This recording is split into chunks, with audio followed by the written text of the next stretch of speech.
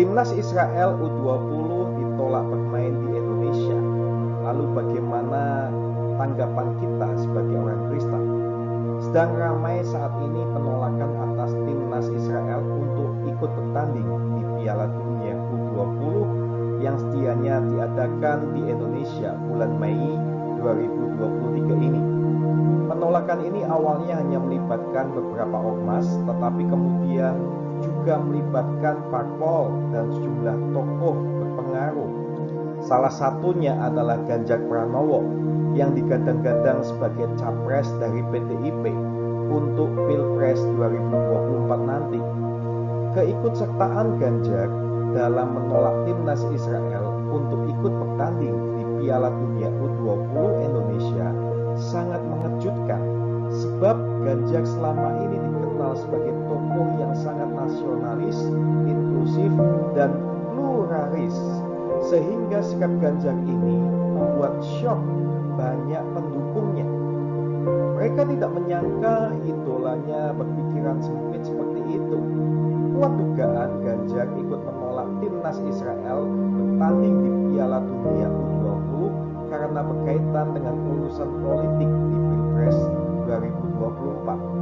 Ganjar dinilai ingin mendapat simpati dari masyarakat yang menentang keikutsertaan Israel di Piala Dunia U20 di Indonesia.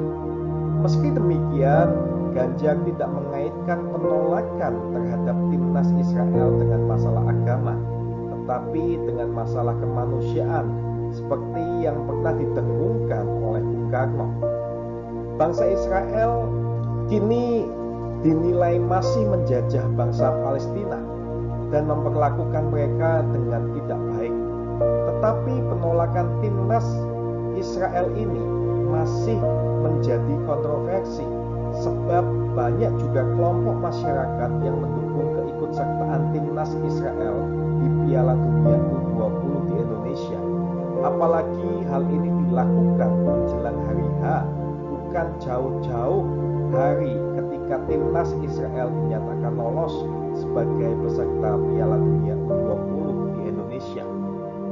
Tetapi apapun itu, FIFA sudah membatalkan status Indonesia sebagai tuan rumah dan memberikannya ke negara lain yang mampu menjadi tuan rumah yang baik di Piala Dunia U20 ini. Lalu bagaimana seharusnya pandangan orang Kristen tentang masalah ini? Kita seharusnya mengikuti arahan pemerintah, tetapi jika pemerintah juga kalah sama tuntutan masyarakat, apa boleh buat? Tetapi kalau pemerintah juga ikut menolak Timnas Israel itu tidak masalah, kita tetap bisa bersikap. Artinya di satu sisi kita harus menghormati sikap pemerintah terhadap bangsa Israel, tetapi di sisi lain kita bisa punya sikap sendiri berdasarkan pemahaman iman kita terhadap Alkitab soal bangsa Israel. Sebenarnya isu konflik antara bangsa Israel dan bangsa Palestina adalah isu yang rumit dan sangat bersejarah. Tetapi secara singkat dapat dikatakan bahwa Israel tidak sepenuhnya salah jika melihat akan konflik secara utuh. Berbeda dengan kelompok lain, orang Kristen tidak melihat Israel sebagai penjajah tanah Palestina atau mencaplok tanah mereka. Palestina adalah milik bangsa Israel, tanah yang sudah ditempati oleh mereka selama 1500 tahun sebelum mereka terserah ke negara-negara lain. Tanah itu mereka tinggalkan selama 1900 tahun sebelum akhirnya mereka kembali dan mendirikan negara mereka sendiri pada tahun 1948. Lagi pula, tanah Palestina adalah tanah perjanjian yang dijanjikan oleh Tuhan kepada nenek moyang Israel, Abraham, menjadi miliknya dan milik keturunannya, yakni bangsa Israel. Ada dalam Kejadian 12 ayat 6-7 dan Kejadian 15 ayat 18-21. Karena itu orang Kristen berpandangan bahwa bangsa Israel mempunyai hak yang sah atas tanah Palestina. Yang benar adalah bahwa orang Palestina menduduki wilayah itu pada saat orang Israel mengembara sejak tahun 70 Masehi, dan bahwa orang Israel hanya kembali ke negeri mereka sendiri. Perlu diketahui juga bahwa orang Palestina sekarang bukanlah penduduk asli Palestina. Mereka juga pendatang seperti halnya orang Israel. Mereka bukanlah keturunan orang Filistin di Alkitab yang pernah menduduki Palestina. Tidak ada hubungan orang Filistin di Alkitab dengan orang Palestina masa kini. Orang Palestina sekarang adalah keturunan Arab dan bukan penghuni asli tanah Palestina.